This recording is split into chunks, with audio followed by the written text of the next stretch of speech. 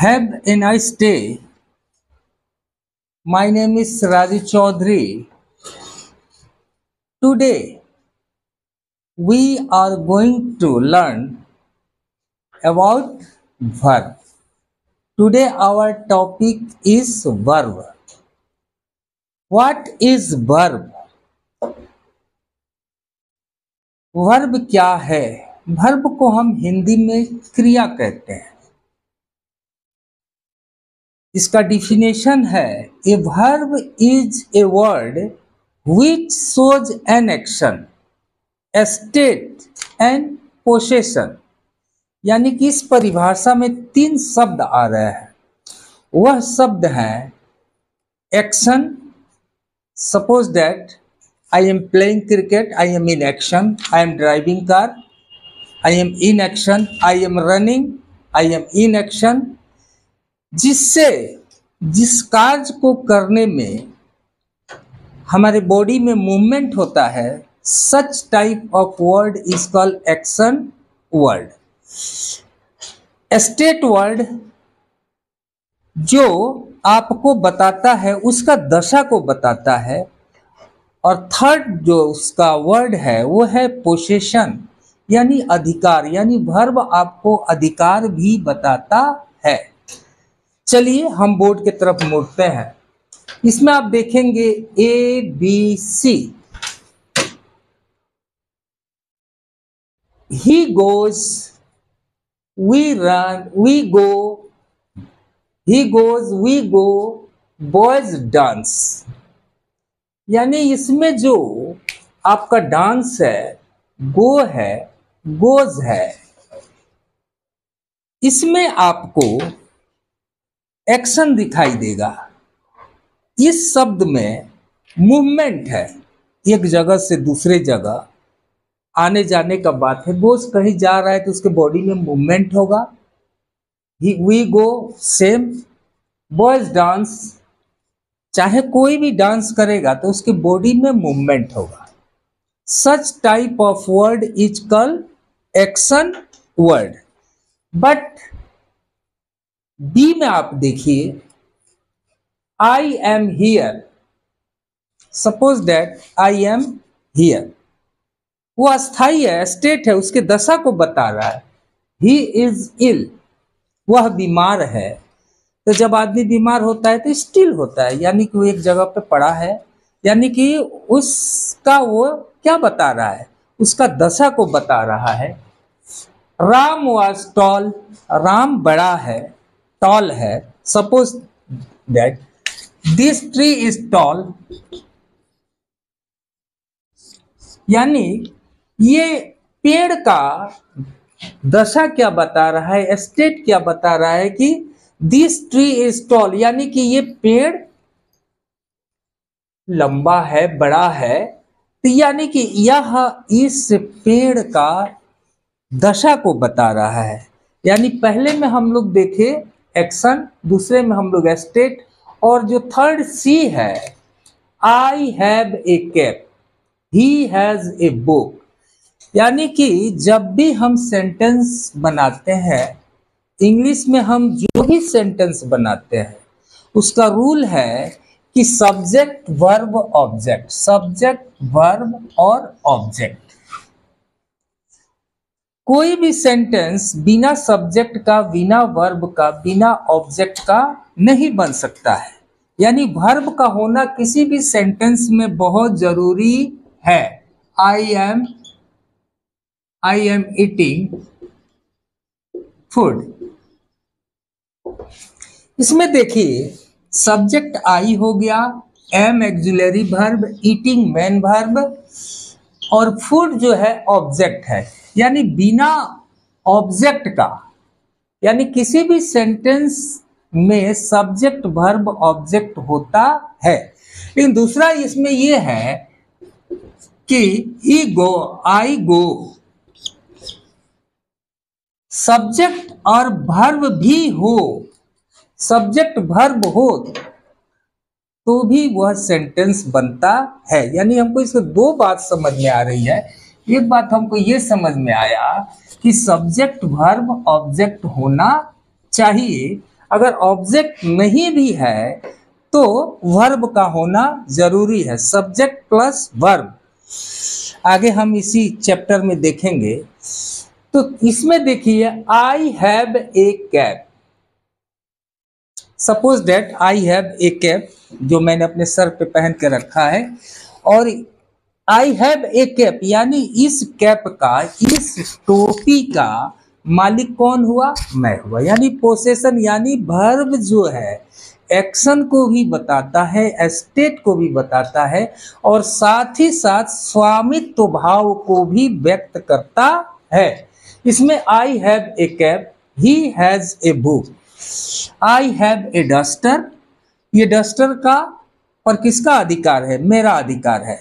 यानी कि यहाँ हम वर्ब के डिफिनेशन में जो 3 शब्द है, 3 शब्द को हम लोगों ने एक्शन, स्टेट और पोजीशन के तरह समझा। हमारा दूसरा टॉपिक है compound verb. What is compound verb?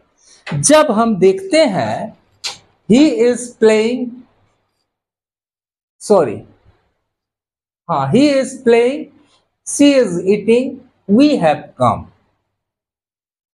अब पहला सेंटेंस देखिए, ही इज प्लेइंग। ही क्या है? सब्जेक्ट है। इज क्या है? एक्सुलरी वर्ब है। प्लेइंग क्या है? मेन वर्ब है। सी सब्जेक्ट है, इज एक्सुलरी वर्ब है, ईटिंग मेन वर्ब है, वी सब्जेक्ट है, हैव एक्सुलरी वर्ब है, कम मेन वर्ब है। इसका मतलब ये हुआ कि जब किसी सेंटेंस में एक से अधिक वर्ब हो तो उस सेंटेंस को हम कंपाउंड वर्ब कहते हैं। अब आइए, आपका तीसरा टॉपिक है। हमने देखा वर्ब डिफिनेशन के आधार पर सेंटेंस को हम लोगों ने समझा। दूसरा हमने समझा कंपाउंड वर्ब। किसी भी सेंटेंस में एक से अधिक वर्ब अगर उसमें यूज है तो such type of sentence is called compound sentence. Third में आपको देखना है form of verb. Form of verb में देखेंगे आप टू बी वर्ब, बी जिसमें is, are, am, was, were, being, been का प्रयोग, उसको हम टू बी वर्ब कहते हैं। दूसरा है वर्ब हैव। वर्ब हैव में आपका हैव, हैज, हैड, हैविंग, इसको हम वर्ब हैव कहते हैं। वर्ब डू, वर्ब डू क्या है? आपका do, does, did, doing, done, such type of word is called verb do. अब आइए हम लोग देखते हैं आपका कंपाउंड वर्ब। वर्ब के 5 रूप है, V1, V2, V3, V4, V5। ये V1, V2, V1, V2, V3, V4, V5 ये वर्ब के फॉर्म है। आप जब ट्रांसलेशन बनाने जाएंगे, जब जाते हैं तो ट्रांसलेशन में आप करते क्या है? इन्हीं वर्बों से आप खेलते हैं। वर्ब जो है टाइम, टेंस को बताता है। वर्ब वह बताता है कि वो प्रेजेंट टेंस में है, पास्ट टेंस में है, फ्यूचर टेंस में है कि किस टेंस में है, यह आपको वर्ब ही बताता है। तो V1 गो, वेंट, गॉन। V4 में हम ING लगा देते हैं, गोइंग। और V5 में आप एस और ES का प्रयोग कर देते हैं। वो है तो इसमें ES लगा दिए, ठीक है। और ईट है तो इसमें S लगा दिए। यानी कि किसी भी शब्द में अगर लास्ट में अगर कॉन्सोनेंट है तो S का प्रयोग होगा, अगर लास्ट में आपका वॉवेल है तो ES का प्रयोग होगा। ये वर्ब के 5 फॉर्म है। आगे हमको देखना है, इसमें हम लोगों ने टॉपिक देखा 1, 2 देखा हम लोगों ने कंपाउंड ऑफ वर्ब। थर्ड हम लोग देखे फॉर्म ऑफ वर्ब्स। अब हम देखेंगे kind of verb. Kind of verb. Kind of verb क्रिया के भेद, क्रिया के दो भेद हैं आपका, ए बी है आपका प्रिंसिपल वर्ब और ऑक्सिलरी वर्ब।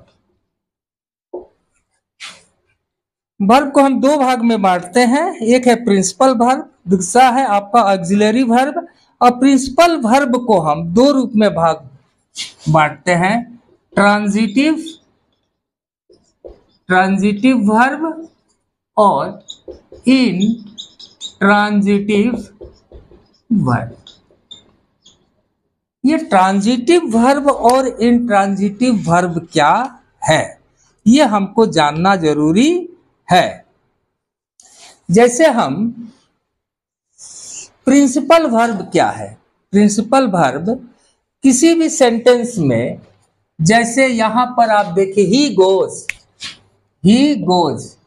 प्रिंसिपल वर्ब है, वी गो प्रिंसिपल वर्ब है, डांस क्या है प्रिंसिपल वर्ब है। किसी भी सेंटेंस में प्रिंसिपल वर्ब का प्रयोग होता है, यानी एक वर्ब हो उसको हम प्रिंसिपल वर्ब कहते हैं। अब आइए हम देखते हैं ट्रांजिटिव वर्ब और इनट्रांजिटिव वर्ब। ट्रांजिटिव वर्ब क्या है, सकर्मक क्रिया, अकर्मक क्रिया। ट्रांजिटिव वर्ब किसे कहते हैं और इनट्रांजिटिव वर्ब किसे कहते हैं। ही आई राइट ए लेटर। इसमें लिखना, suppose that I am writing on the board, यानी कि राइट मतलब लिखना, लिखना मतलब हुआ क्रिया। क्रिया के पहले क्या है, सब्जेक्ट है, सब्जेक्ट के तुरंत बाद आता है वर्ब, और अंत में क्या है, लेटर क्या है, ऑब्जेक्ट है।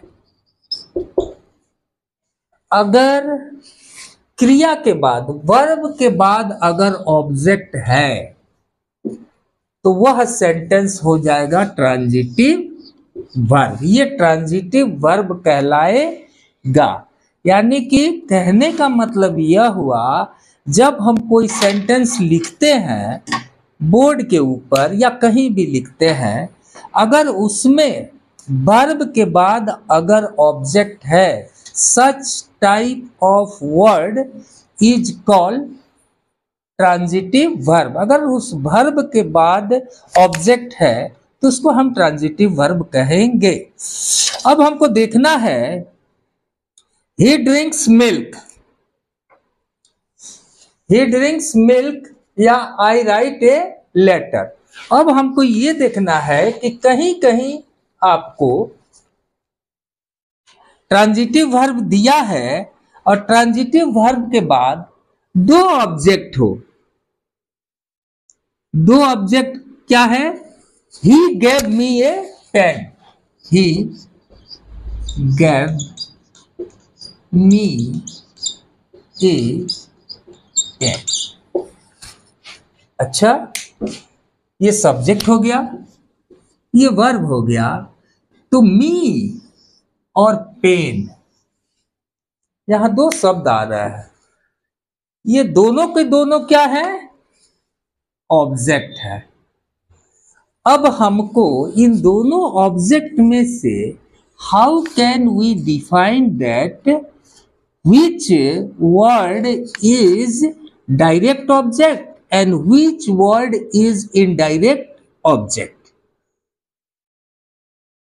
First we know about the transitive verb.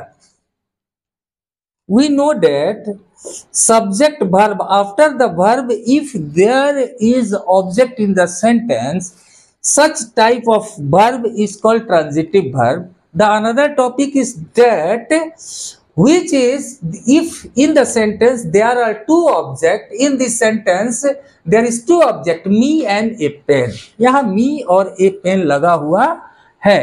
तो देखिएगा आप, मी जो शब्द है वो लिविंग बींग्स के विषय में बताता है, यानी सजीव। Suppose that if you give me a pen, you are giving me a pen, me a pen, me मैं सजीव हूं और पेन क्या है, निर्जीव है। तो अगर सेंटेंस में आप देखेंगे मी है तो ये हो जाएगा इनडायरेक्ट ऑब्जेक्ट और पेन हो जाएगा आपका डायरेक्ट ऑब्जेक्ट। ओके, ये तो क्लियर हो गया कि किसी भी सेंटेंस में देखिए दो ऑब्जेक्ट हैं, अगर दो ऑब्जेक्ट हैं तो इनडायरेक्ट ऑब्जेक्ट पहले आएगा और डायरेक्ट ऑब्जेक्ट बाद में जाएगा। लेकिन आप जब देखिए कि कहीं कहीं she sent you give a pen to him, you give a pen to him, यानी किसी भी सेंटेंस में टू और फोर लगा हो, प्रीपोजिशन टू और फोर का प्रयोग हो अगर, तो समझ जाइए अगर प्रीपोजिशन यहाँ आप लगाना है, लगता है, तो लगाने से पहले जब प्रीपोजिशन लग जाएगा तो यहाँ जो है डायरेक्ट ऑब्जेक्ट चला आएगा इनडायरेक्ट ऑब्जेक्ट के जगह पर और इनडायरेक्ट ऑब्जेक्ट चला जाएगा डायरेक्ट ऑब्जेक्ट के पास। तो यानी कि यहाँ देखिए, यहाँ आपने पेन को देखा निर्जीव है तो डायरेक्ट में था, तो डायरेक्ट को आपको इनडायरेक्ट पर प्लेस करने के लिए यानी प्रीपोजिशन आएगा तो आप ठीक इसका उल्टा कर देंगे। यानी आपने पहले सेंटेंस में देखा कि मी जो है वह सजीव है तो वो इनडायरेक्ट ऑब्जेक्ट यानी तुरंत वर्ब के बाद आया हुआ है और इनडायरेक्ट इसके बाद मी के बाद आया हुआ है। लेकिन अगर टू और फोर लगा हुआ है तो वहां पर आप क्या करेंगे, इसको ठीक उल्टा कर देंगे, यानी मी के जगह पर ये पेन चला आएगा और पेन के जगह पर हिम, यानी कि निर्जीव पहले आ जाएगा और सजीव बाद में चला जाएगा। अब आइए हम लोग दूसरा टॉपिक देखते हैं, ट्रांजिटिव वर्ब और इंट्रांजिटिव वर्ब। इंट्रांजिटिव वर्ब क्या है? Intransitive verb, the dog barks, he sleeps, I come,